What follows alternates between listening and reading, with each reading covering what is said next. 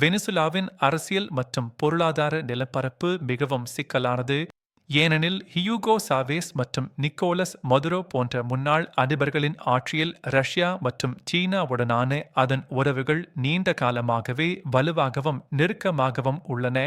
இது பொருளாதார ஒத்துழைப்பு மற்றும் இராணுவ உதவிகளை உள்ளடக்கியது. உலகின் மிகப்பெரிய உறுதிப்படுத்தப்பட்ட எண்ணெய் இருப்புகளை கொண்ட வெனிசுலா சர்வதேச அரசியலில் ஒரு முக்கியமான மற்றும் செல்வாக்கு மிக்க இடத்தை பிடித்துள்ளது. இது அதன் பொருளாதாரத்தின் முதன்மை ஆதாரமாக உள்ளது. முன்னாள் அதிபர் ஹியூகோ சாவேஸின் ஆட்சியிலிருந்து தொடங்கி பின்னர் நிக்கோலஸ் மதுரோவின் ஆட்சி காலம் வரை வெனிசுலா ரஷ்யா மற்றும் சீனாவுடன் நெருங்கிய உறவுகளை பேணி வருகிறது. இது பொருளாதார ஒப்பந்தங்கள், கடன்கள் மற்றும் இராணுவ ஒத்துழைப்புகளை உள்ளடக்கியது.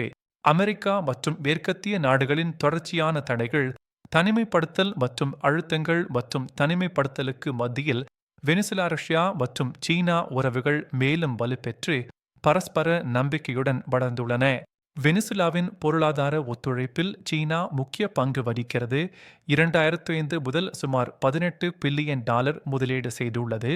இது எண்ணெய் துறை மற்றும் உள்கட்டமைப்பு திட்டங்களை மையமாக கொண்டது.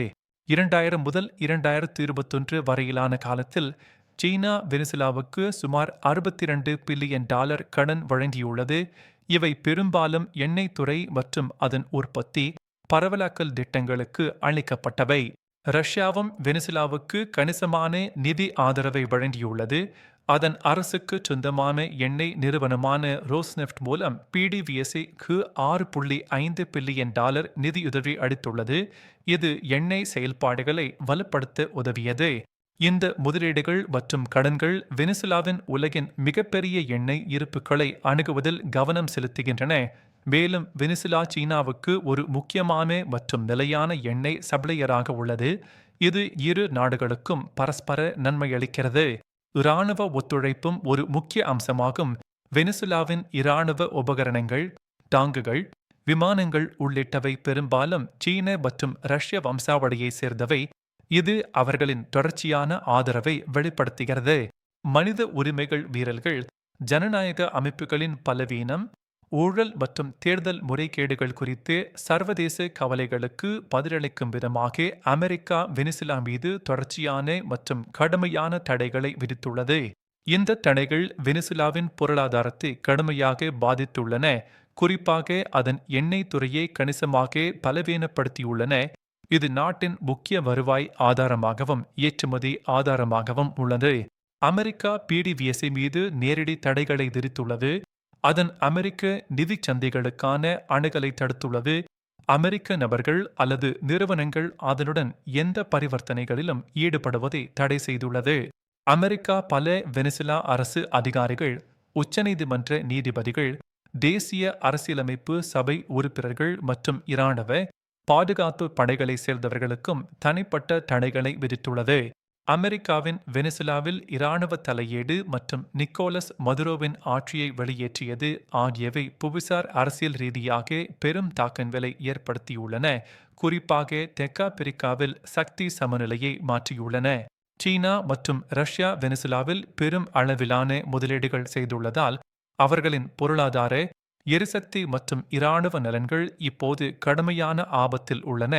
இது அவர்களின் உத்திகளை பாதிக்கலாம். சீனாவின் பொருளாதார மற்றும் எரிசக்தி பாதுகாப்பு நலன்கள், 60 பில்லியனுக்கும் அதிகமான முதலீடுகள், கடன்கள் மற்றும் எண்ணெய் ஒப்பந்தங்கள் உட்பட மதுரோவின் வெளியேற்றத்தால் இப்போது கேள்விக்குறியாகவும் ஆபத்தில் உள்ளதாகவும் மாறியுள்ளன. வெனிசுலாவில் ரஷ்யாவின் செல்வாக்கும் குறையக்கூடும். இது பிராந்தியத்தில் அதன் புவிசார் அரசியல் லட்சியங்கள், குறிப்பாக கரீபியன் பகுதியில் அதன் இருப்பை பாதிக்கலாம்.